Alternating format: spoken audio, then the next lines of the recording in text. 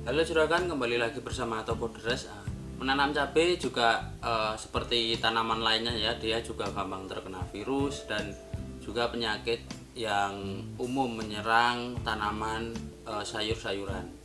Nah, jika tanaman cabai ini sudah terkena virus dan tidak dikendalikan atau diobati, ini akan menyebabkan satu pertumbuhannya itu berkurang dan untuk hasil panennya ke depan dia akan tidak maksimal juragan. Dan lebih parah lagi jika sudah terkena virus yang sangat berat, kemungkinan besar tanaman bisa langsung mati juragan. Salah satu virus yang menyerang tanaman cabai adalah virus Gemini.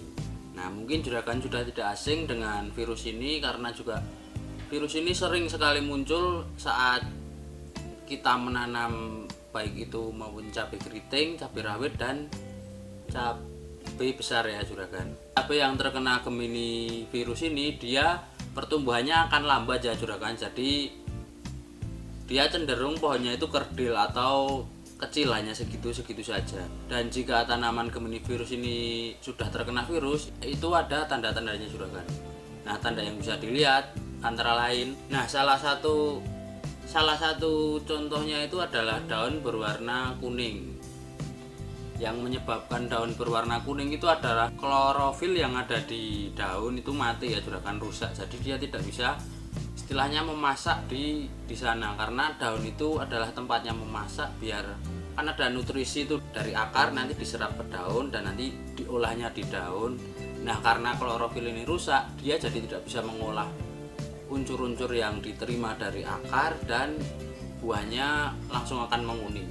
Jika tidak ditangani bisa langsung layu dan mati ya saudara. Rusaknya klorofil ini nanti berpengaruh terhadap pertumbuhan dan juga produktivitas serta buah yang dihasilkan dari satu pohon yang terkena Gemini virus ini. Nah, virus Gemini ini biasanya berpindah dari satu pohon ke pohon yang lain. Nah, semisal ini ada pohon yang sudah terkena dan ada yang sehat, nanti virusnya bisa berpindah dengan cara ada vektornya juragan. Vektor pembawanya itu biasanya disebut hama tungau ya juragan. Mungkin juga juragan sudah tidak asing karena salah satu hama ini yang sering membawa virus satu ke pohon satunya lagi.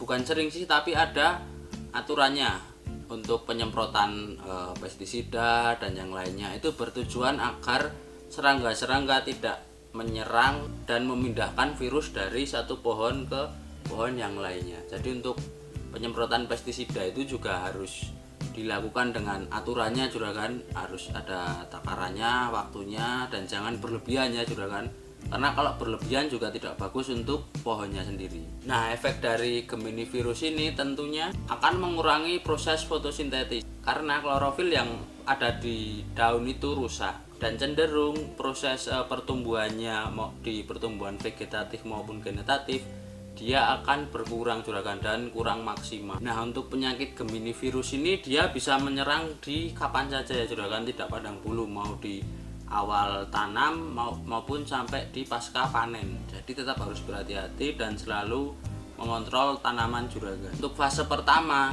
yang terjadi biasanya ketika Gemini virus ini menyerang, tanda-tandanya daun akan berubah menjadi kuning, terus pohonnya itu kerdil, tidak mau tumbuh seperti pohon yang lainnya yang sehat ya. Nah, untuk pencegahannya jika terkena fase pertama ini juragan bisa lakukan penyemprotan dengan hormon aukis ya juragan. Nah, kenapa saya menyarankan untuk penyemprotan dengan hormon aukis? Karena ini mampu membantu untuk tanaman memunculkan tunas baru ya juragan, sehingga tunas baru ini akan lebih produktif. Nah, yang perlu juragan perhatikan adalah saat penyemprotan hormon aukis ini juragan harus memperhatikan cuacanya, karena jangan sampai terkena sinar matahari secara langsung juragan, atau juga bisa dilakukan di malam hari, karena jika hormon aukis ini terkena sinar matahari langsung dia otomatis akan langsung hancur juragan. Jadi untuk penyemprotannya jadi percuma ya juragan. Nah, saran saya mending di malam hari atau sore hari itu bisa lakukan penyemprotan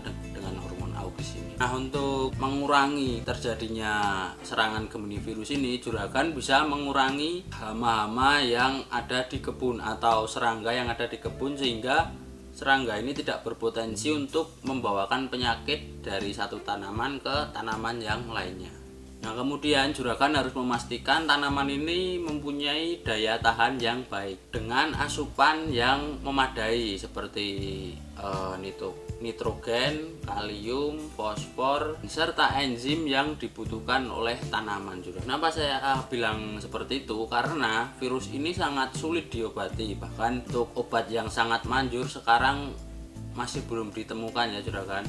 Jadi alangkah baiknya atau ada lebih baiknya kita mencegah dulu ya sebelum terkena serangan Gemini virus ini, karena mencegah lebih baik daripada mengobati. Nah, salah satu hal yang harus diperhatikan lagi juragan, sebisa mungkin di kebun juragan itu jangan ada sampai yang namanya serangga itu, karena serangga itu sangat berpotensi besar membawa penyakit dari itu maupun itu dari kebun juragan atau dari kebun yang lainnya ya juragan. Itu juga menjadi salah satu pencegahan untuk menghindari penyakit Gemini virus itu sendiri. Nah, untuk mengurangi serangga ini, juragan bisa melakukan pengendalian dengan penyemprotan pada tanaman sehingga serangga ini tidak akan bersarang atau mampir di tanaman juragan yang sehat itu.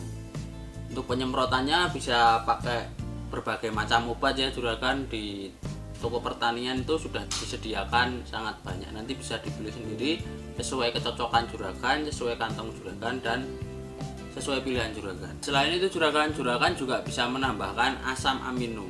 Itu bertujuan untuk membentuk kembali klorofil yang sudah rusak atau yang sudah terkena virus Gemini itu ya. Tapi juragan juga harus berhati-hati karena satu tanaman yang memiliki unsur nitrogen berlebihan itu berpotensi lebih gampang terkena virus.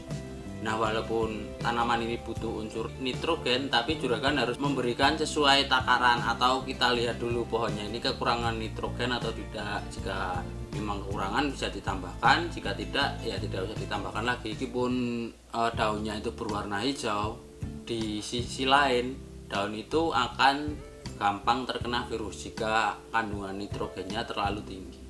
Jadi sesuaikan kebutuhan tanaman, jangan terlalu berlebihan, tetap kontrol tanaman ya juragan. Nah, oke, sekian video dari saya juragan tentang Gemini virus. Semoga dapat membantu juragan semuanya yang mungkin ada permasalahan tentang Gemini virus ini. Sekian dari saya juragan, sampai ketemu di video berikutnya.